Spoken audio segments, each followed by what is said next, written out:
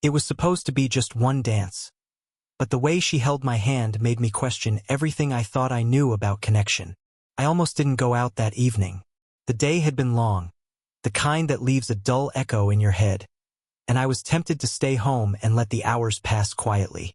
But something about the promise of live music pulled me in, not excitement exactly, more like curiosity. The venue was small and warmly lit, the kind of place where conversations soften and the air feels heavier with sound. When I stepped inside, the music wrapped around me immediately, low and steady, vibrating gently through the floor. That's when I noticed her. She wasn't standing at the center of attention, and she wasn't trying to be seen. She stood near the edge of the room, one hand resting lightly on the back of a chair, her posture relaxed, grounded.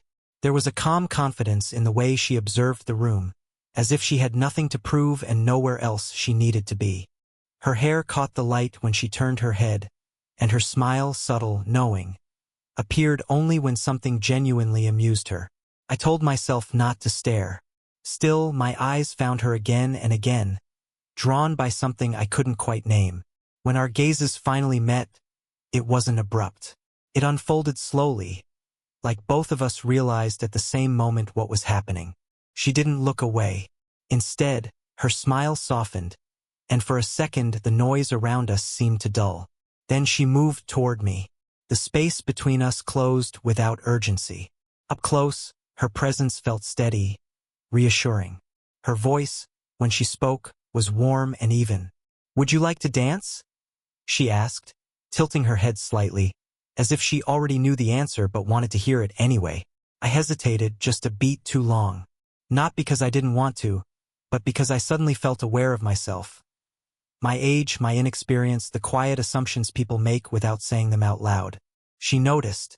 I could tell by the way her eyes softened, patient rather than questioning.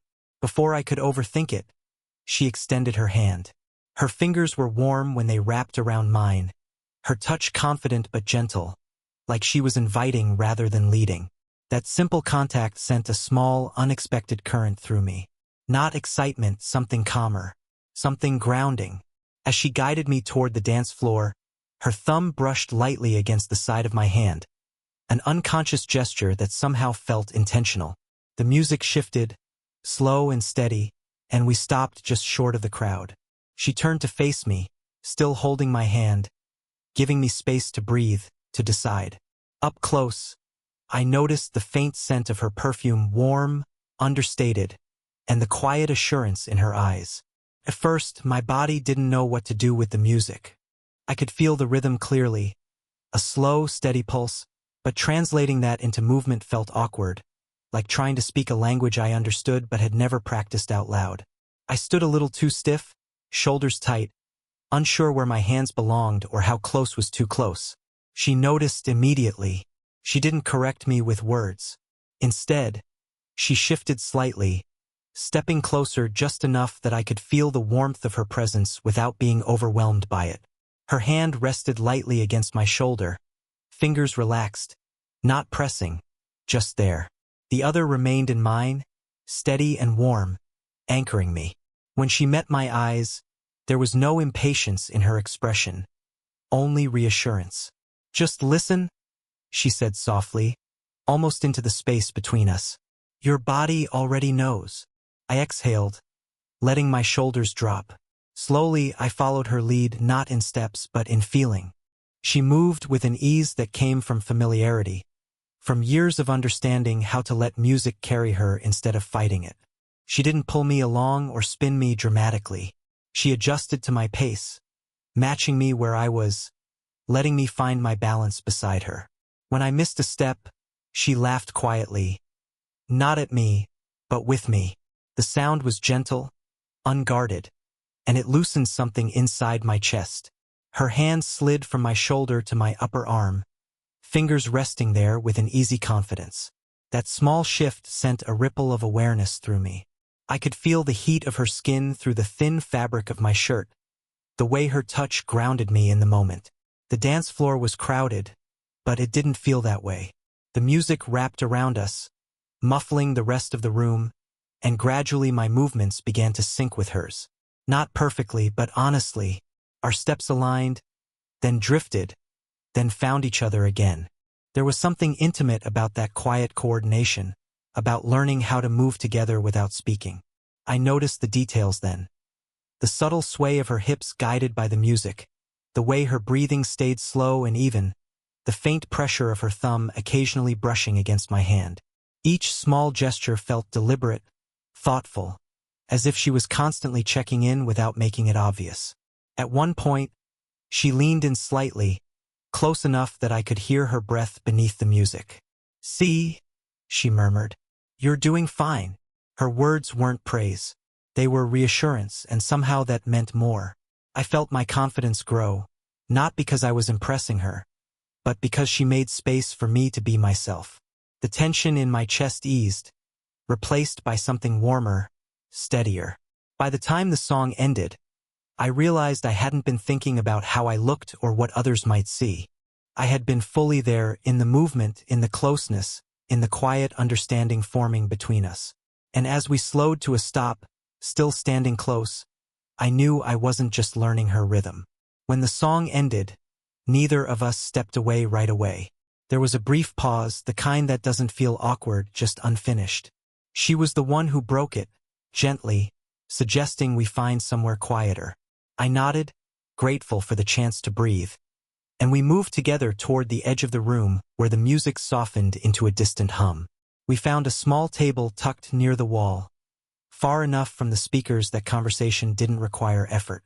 She sat across from me at first, resting one elbow lightly on the table, fingers wrapped around her glass. The warm light caught the lines of her face in a way that felt honest rather than harsh. Proof of laughter lived, of moments weathered. There was a calm openness in the way she looked at me, as if she wasn't in a rush to fill the silence. "So," she said, smiling gently, "what pulled you out tonight?" The question wasn't casual. Carried curiosity without pressure. I thought about it for a moment, surprised by how much I wanted to answer truthfully. I told her about the long day, the feeling of standing at the edge of things. Not unhappy, just uncertain.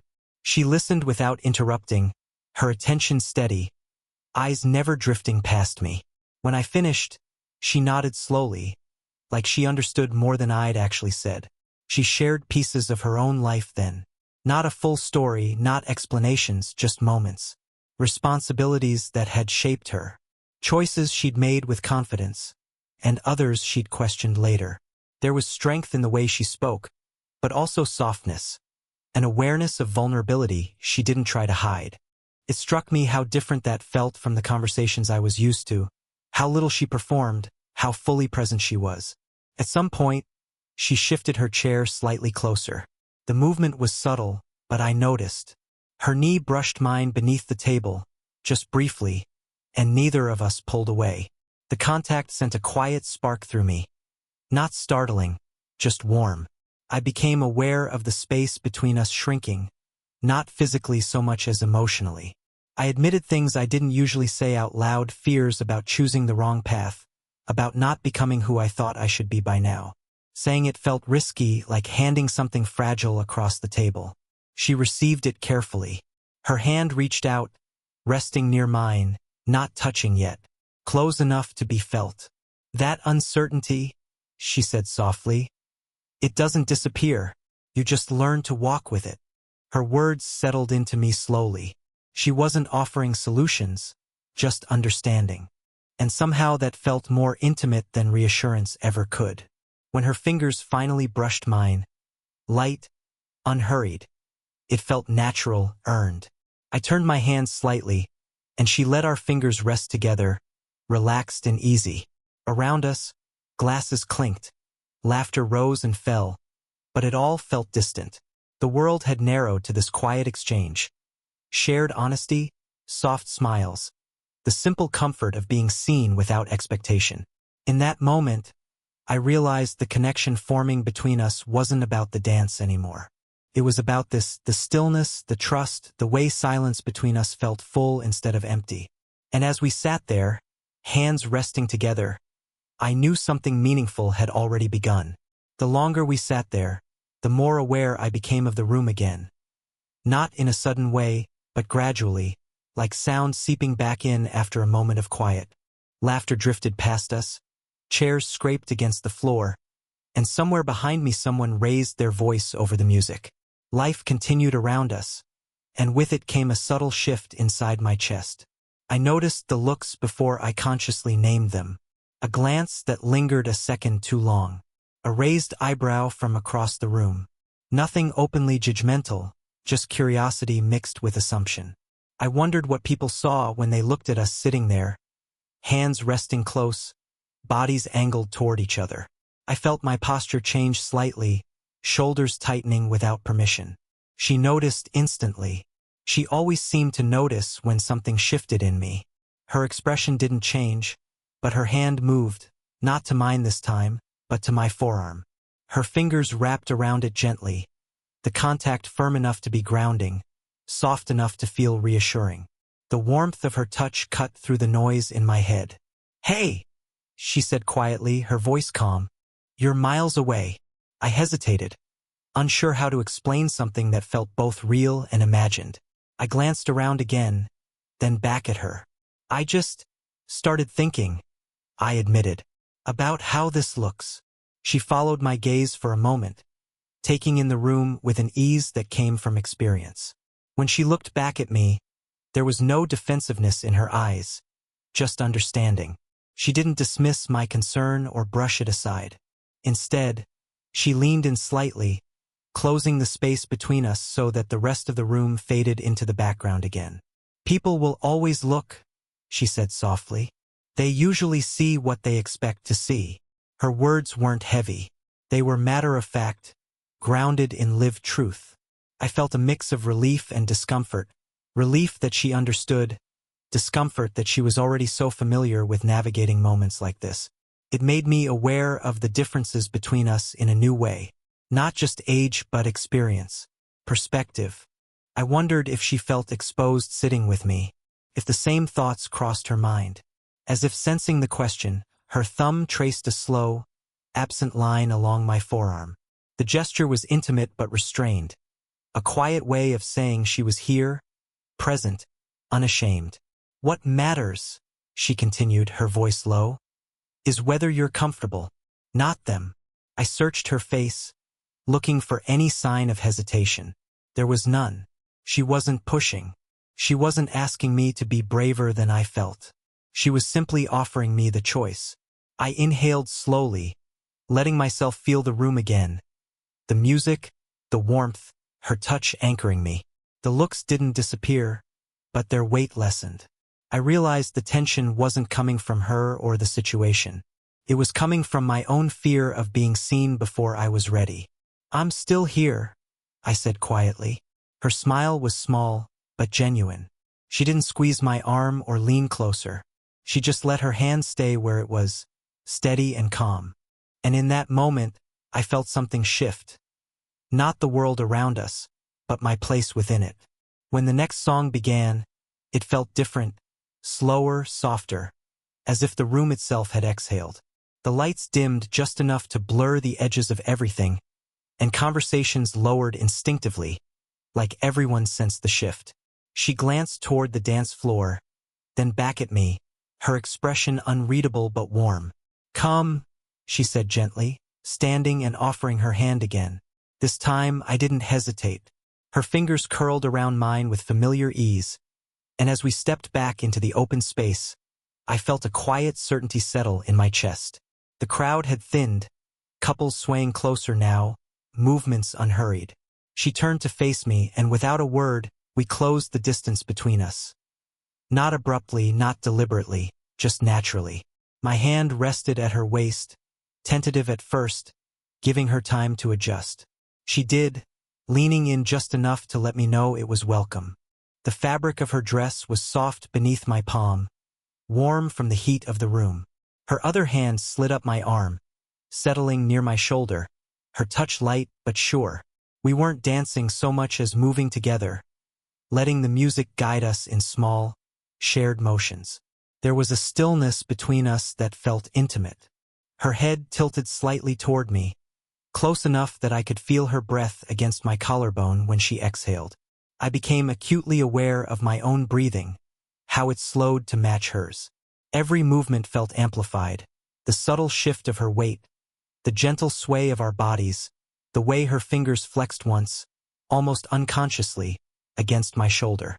I glanced down at her, and she was already looking at me. There was no smile this time, just openness, awareness, a quiet intensity that made my chest tighten. We held each other's gaze longer than felt safe, longer than felt accidental. The world around us seemed to fade. No glances, no assumptions, no noise.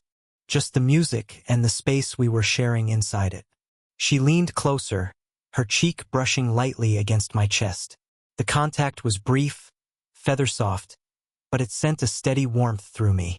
My arm tightened slightly at her waist, not to pull her closer, but to steady myself. She noticed. I felt it in the way she relaxed against me, trusting the moment rather than rushing it. The song stretched on, each note lingering. I realized then that this wasn't about attraction alone.